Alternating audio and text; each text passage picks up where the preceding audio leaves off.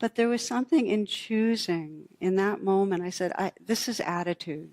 I don't have to get tugged around by the guilt, or tugged around by being misgenerous, or tugged around by anything. Just let this body play itself.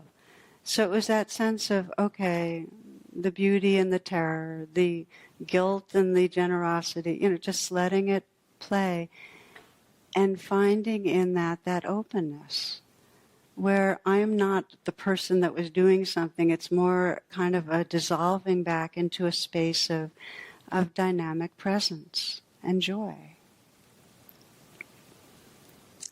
Now sometimes what we're saying yes to is really difficult. This wasn't a super difficult one. It was a matter of being really awake and choosing. But it's really the same process, that something in us intuits that by saying yes, we start coming home. That is the practice. This is a poet, Dana Fald. She says, there is no controlling life. There is no controlling life. Try corralling a lightning bolt containing a tornado. Dam a stream and it will create a new channel. Resist and the tide will sweep you off your feet. Allow and grace will carry you to higher ground. The only safety lies in letting it all in, the wild and the weak, fear, fantasies, failures, and success. When loss rips off the doors of the heart, or sadness veils your vision with despair, practice becomes simply bearing the truth. In the choice to let go of your known way of being, the whole world is revealed to your new eyes. Resist, and the tide will sweep you off your feet. Allow, and grace will carry you to higher ground.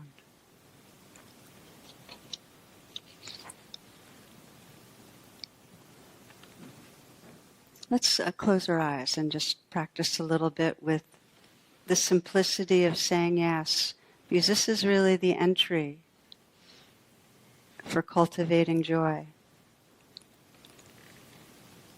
And if the word yes is not the right word for you, it's the spirit of yes. It's that allowing. It's like with that in-breath, that yielding and allowing the prana, the life energy, to fill you.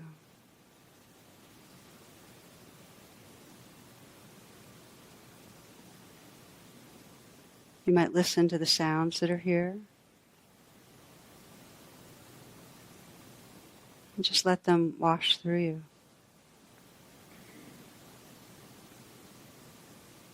You're listening with your whole awareness, not just your ears.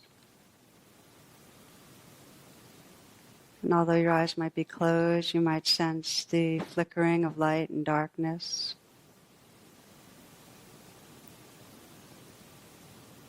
And just feeling the body from the inside out, this whole movement of sensation.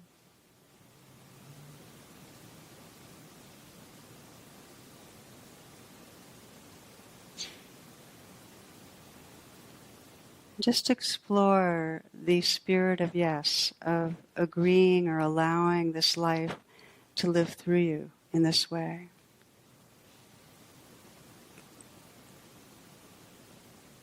If there's something particular in your heart you've been carrying, something wanting attention, you might include that very consciously.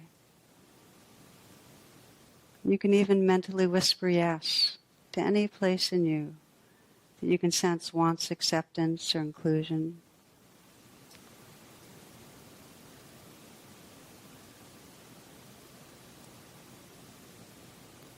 There may be physical unpleasantness, pain, anxiety, sadness.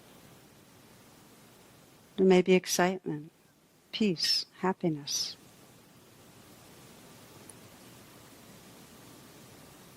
What happens when you totally allow?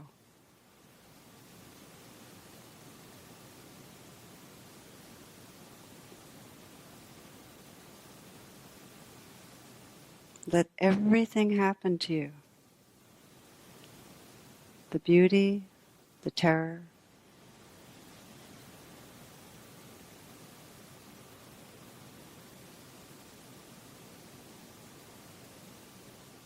Sense your heart space, including this universe of experience.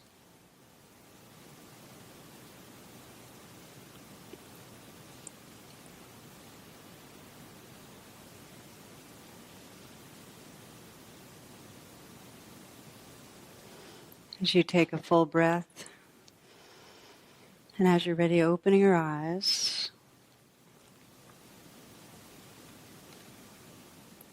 The second part, first part saying yes, the second part is learning to savor the goodness, savor what happens. And as we've been discussing with this evolutionary bias, as now the cliche is almost that we're Velcro for bad experience and Teflon for good experience, and that negative experience is registered immediately because it helps survival.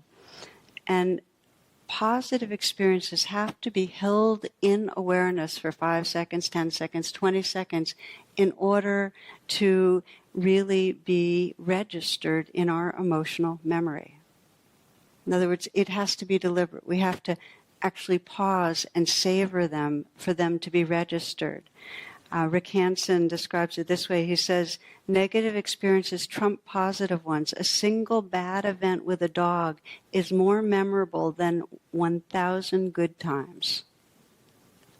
Okay, so part of this commitment that I'm describing to really rewire the brain, to be available for joy, is actually a willingness to, when you notice something and you're appreciating it, when it's pleasant, when it feels good, when there's mystery, when there's some beauty, to actually pause and take it in.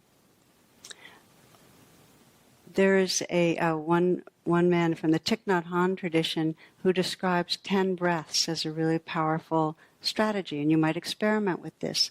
That when you notice something that brings pleasure, it might be an expression on a loved one's face, or the sound of someone laughing, or just the look of the fresh snow, or whatever it is, you pause and you take 10 completely full conscious breaths as you feel the sensations and experience of that goodness. 10 breaths. This is actually a way to repattern the brain. Different neural circuitry, 10 breaths. So that's just one example. Nietzsche says, for happiness, how little suffices for happiness, the least thing precisely, the gentlest thing, the lightest thing, a lizard's rustling, a breath, a whisk, an eye glance.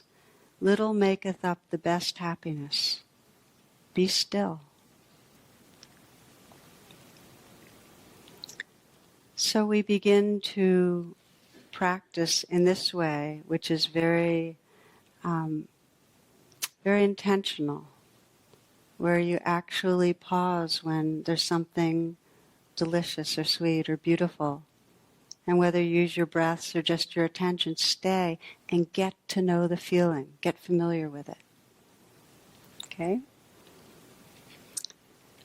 Now the third area that I mentioned, which is possibility, is the one that actually we don't think of that much. Sometimes it's the sense is, oh, we're meditating, it's about this present moment, not something in the future.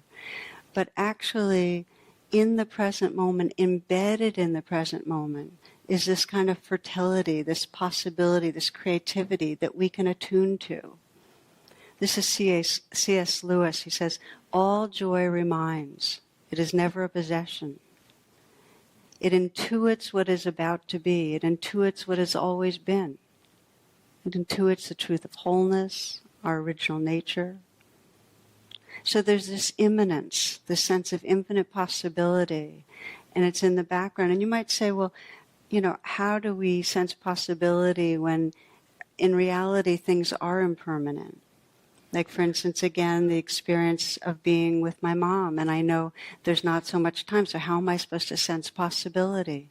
But this isn't about possibility in a linear temporal way, like, oh, what can happen in 3 months. This is about the possibility that is unfolding creatively right now.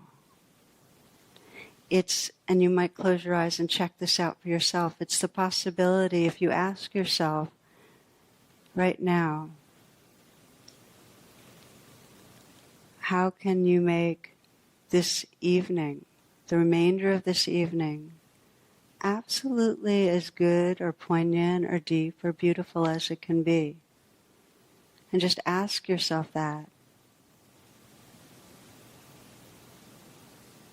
And know that there's infinite creative possibility if you're open to it. If you're in touch with that creative potential, then you're available. How can you make tomorrow, whatever you have planned, how can you make tomorrow the best day possible?